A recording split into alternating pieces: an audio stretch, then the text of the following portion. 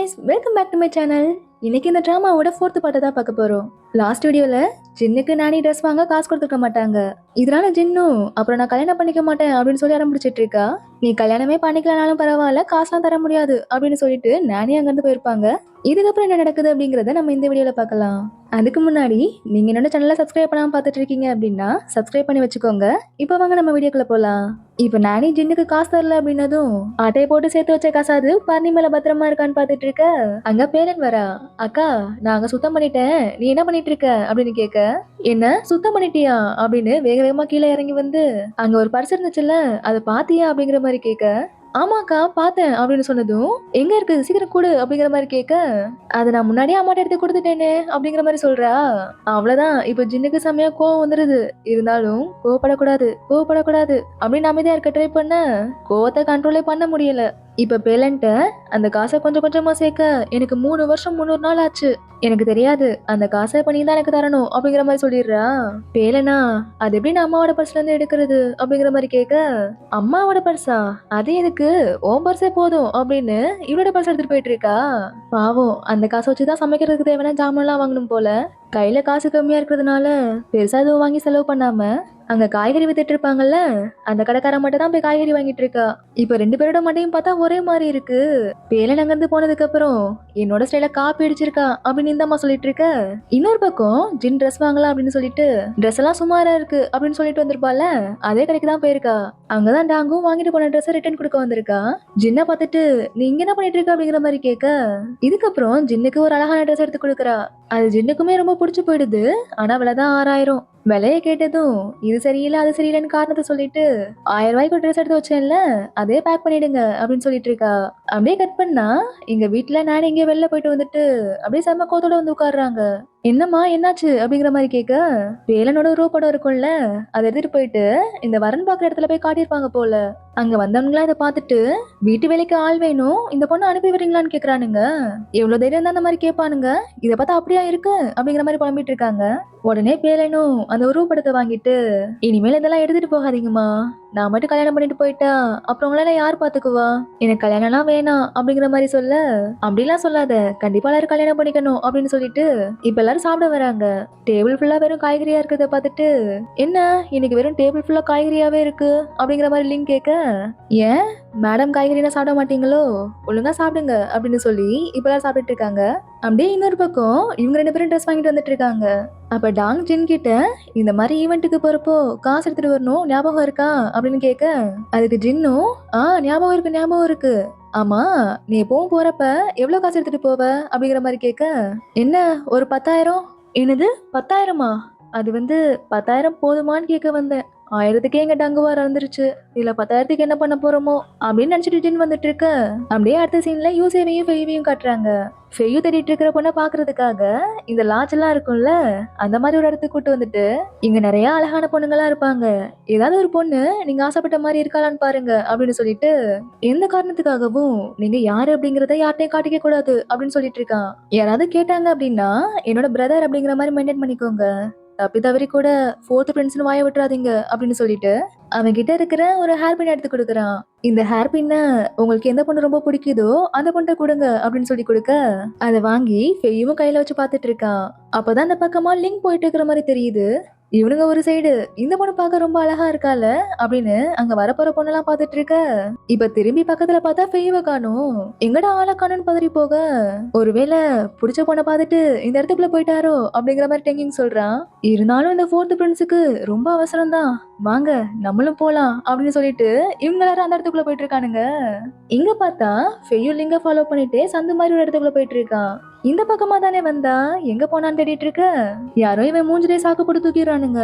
இன்னொரு பக்கம் நானி இருக்காங்கல்ல, லிங்க அங்க திட்டிட்டு எங்க மனசு கேட்காம ஏன் வெறும் காய்கறியா வாங்கி சமைச்சு வச்சிருக்க, பாவம் லிங் வளர்ற பிள்ளைல அவனால சாப்பிடணும் அப்படின்னு சொல்லிட்டு இருக்காங்க.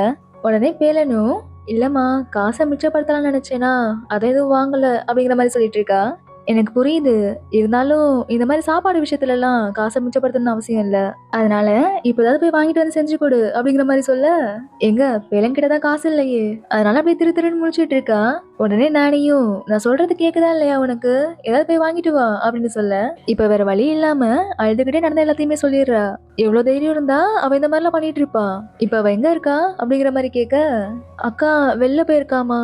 அவ எங்க இருந்தாலும் முதல்ல அவள போய் கூட்டு வா அப்படின்னு சொல்ல, பேரனும் அம்மா நான் தான் இது எல்லாத்தையும் உங்கள்ட்ட சொன்னேன்னு என்ன மாட்டி விட்டுறாதீங்க அப்படின்னு சொல்லிட்டு அங்கிருந்து கிளம்புறா. இங்க பார்த்தா ஃபெயுவ கடத்தி கூட்டு வந்திருக்கிறது நம்ம லிங்கோட கும்பல் தான்.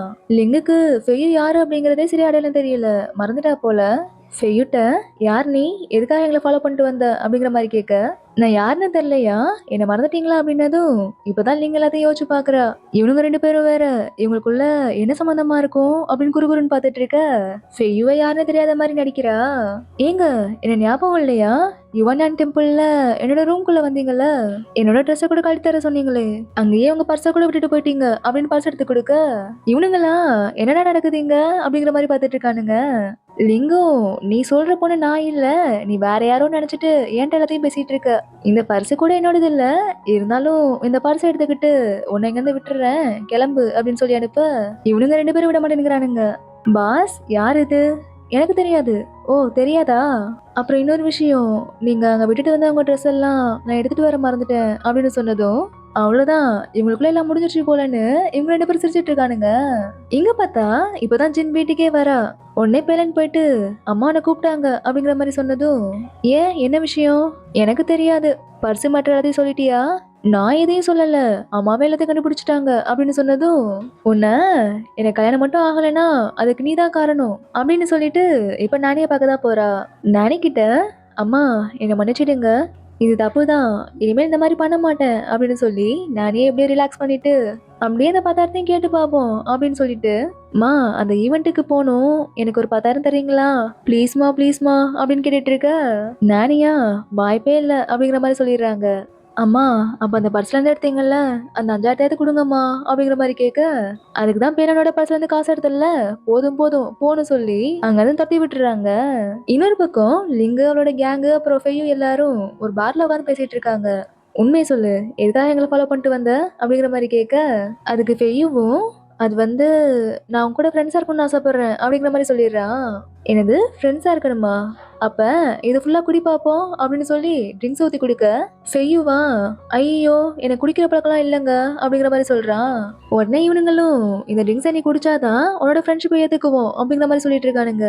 அப்படியே ஜின்னையும் பேலனையும் பார்த்தா நானே காசு கொடுக்கல அப்படின்னதும், பேலன்ட்ட சின்ன வயசுல நீ அழுதனா சித்தப்பா எனக்கு காசு கொடுப்பார்ல, அதே மாதிரி இப்பவும் அழுது எனக்கு காசு வாங்கி கொடு அப்படின்னு சொல்லிட்டு இருக்கா.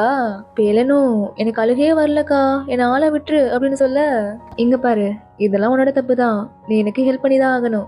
இப்ப அப்பாவே நீ நினைச்சுக்கோ, எனக்கு ஒருவேளை கல்யாணம் ஆகல அப்படின்னா இதை நினைச்சு நீ எப்படி அப்பாட்ட அழுவியோ அதே மாதிரி அழுது சித்தப்பா கிட்ட காசு கேளு அப்படின்னதும், பேரனும் இப்ப அதே மாதிரி பயங்கரமா அழுதுகிட்டே சென் கிட்ட காசு கேட்டுட்டு இருக்கா.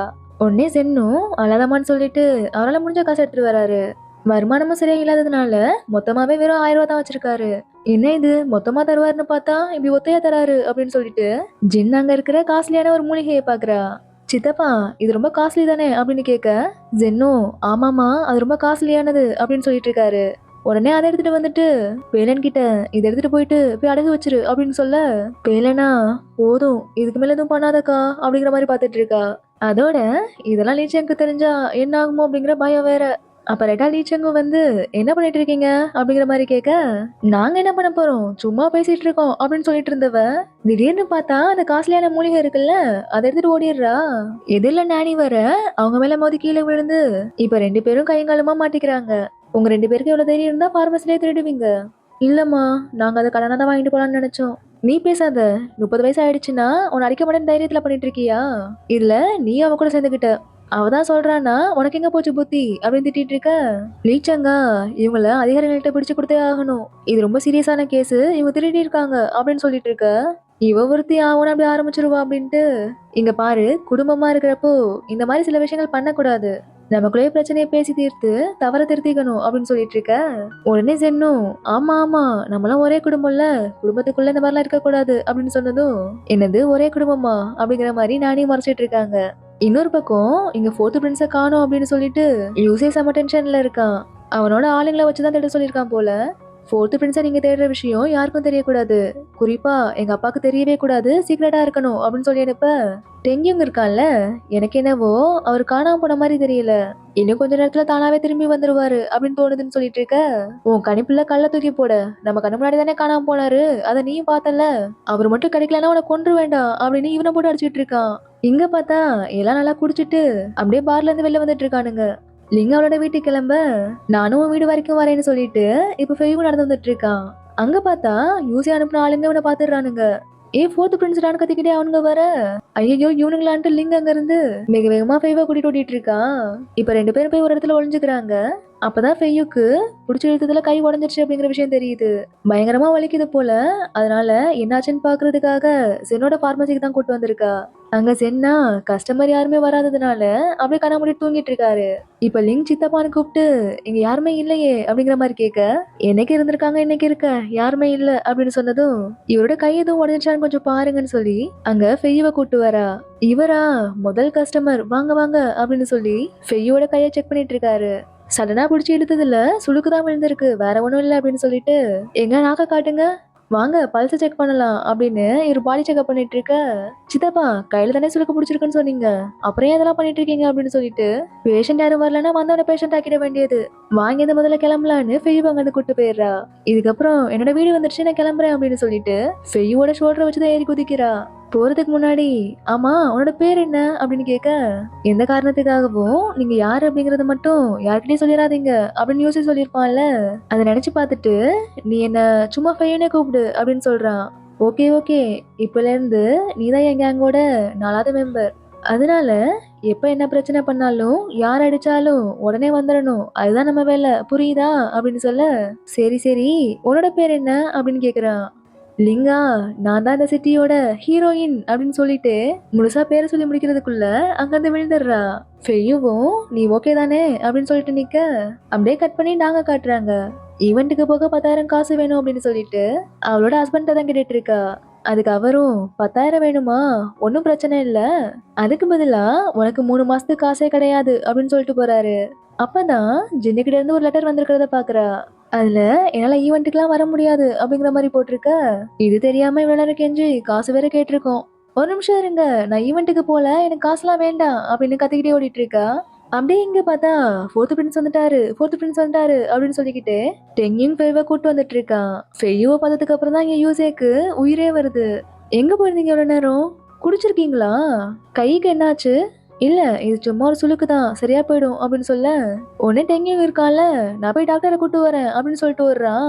டே டே ஒரு நிமிஷம் இருடா, இத போய் இப்ப எல்லாத்தையும் பரப்ப போறியா, நம்ம ஆளுங்கள்லயே வைத்தியம் பார்க்க தெரிஞ்ச ஆளுங்க யாராவது இருந்தாங்கன்னா அவங்க உடனே கூப்பிட்டு வா, இது எல்லாமே சீக்கிரட்டா தான் நடக்கணும் புரியுதா அப்படின்னு சொல்லி அனுப்பி விட்டுட்டு ஃபெய்யு கிட்ட, இந்த மாதிரிலாம் இனிமேல் எங்கேயும் போகாதீங்க, இதுல எவ்வளவு ஆபத்து இருக்குன்னு உங்களுக்கு தெரியுமா அப்படின்னு சொல்லிட்டு இருக்கான்.